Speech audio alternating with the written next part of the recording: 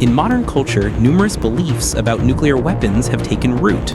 Most of them, however, stem not from facts, but from artistic fiction.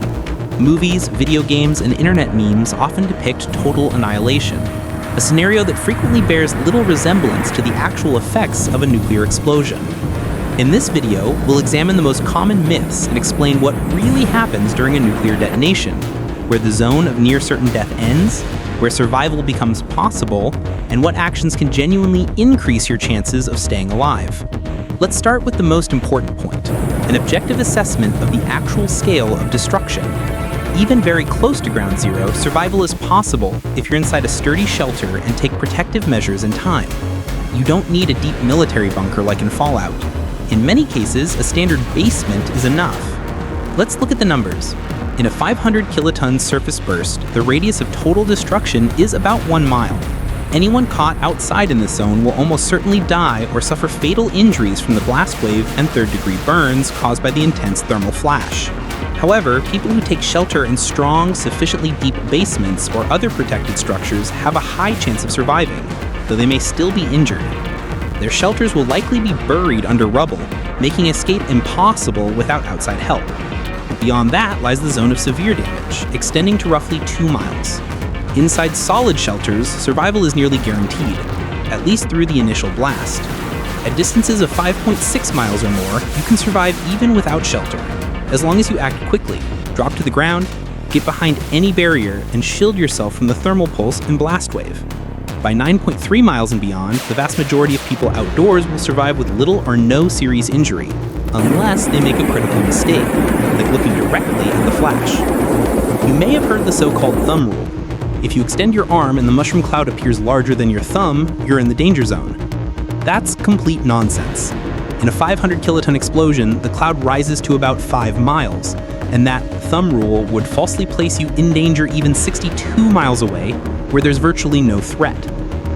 Most importantly, if you ever witness a nuclear detonation, never look at the flash, and don't waste time trying to measure anything. Those seconds are critical. Immediately seek shelter and take protective actions.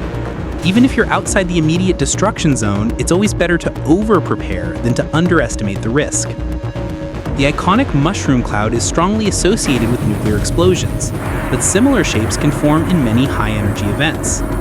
In fact, some nuclear detonations, like underground or high-altitude bursts, may not produce a mushroom cloud at all. The cloud forms due to convection. Hot air rises rapidly from any high heat source, carrying dust and debris upward.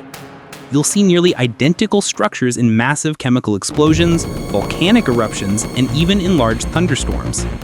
Those anvil-shaped cumulonimbus clouds, they can look eerily like nuclear mushrooms, but have nothing to do with nuclear weapons. What truly sets a nuclear explosion apart are two unique signatures: the blinding thermal flash and the electromagnetic pulse, or EMP, both occurring within the first second after detonation. These do not happen in conventional explosions, no matter how powerful. Now, about EMP, another widespread myth. Many believe it would instantly fry all electronics across entire regions, sending humanity back to the Stone Age. In reality, EMP is indeed the farthest reaching effect.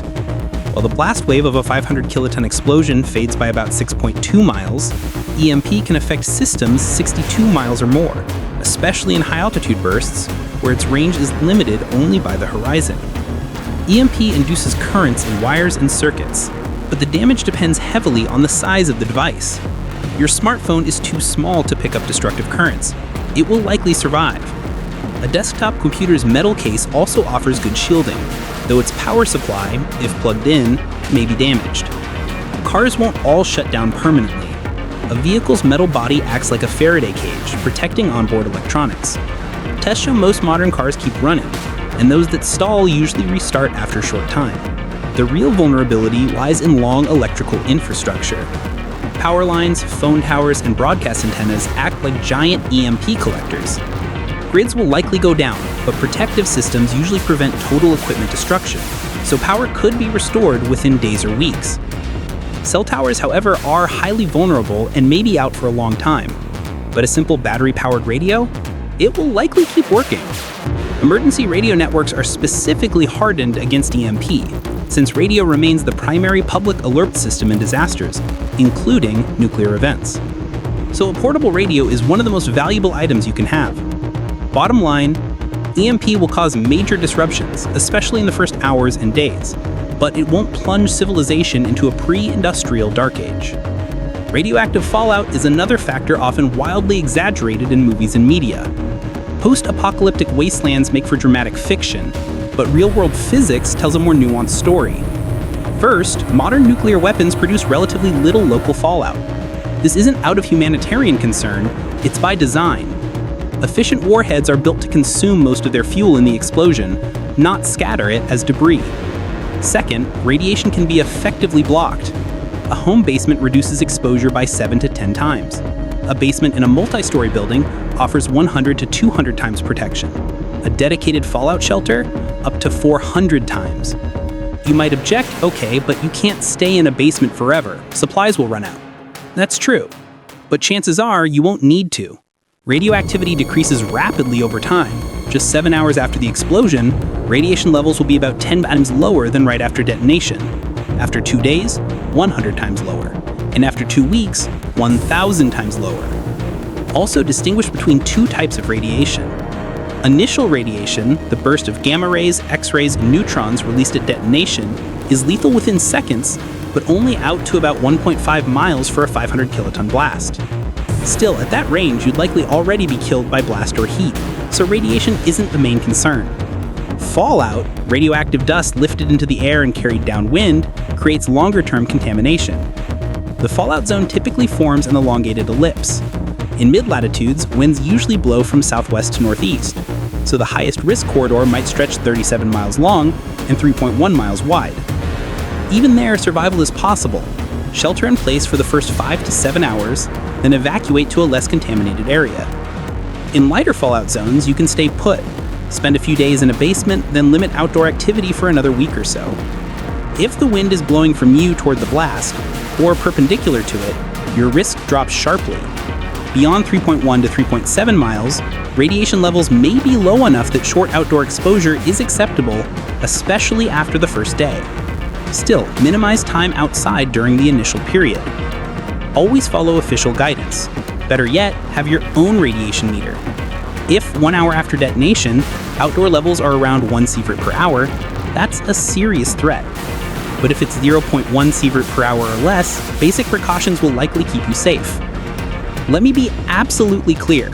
I don't want you to walk away thinking a nuclear explosion is not that bad. Nuclear weapons are horrific. A single 500 kiloton warhead hitting a city of 1 million would kill roughly 1 in 20 people instantly and injure 1 in 4. The destruction would be catastrophic.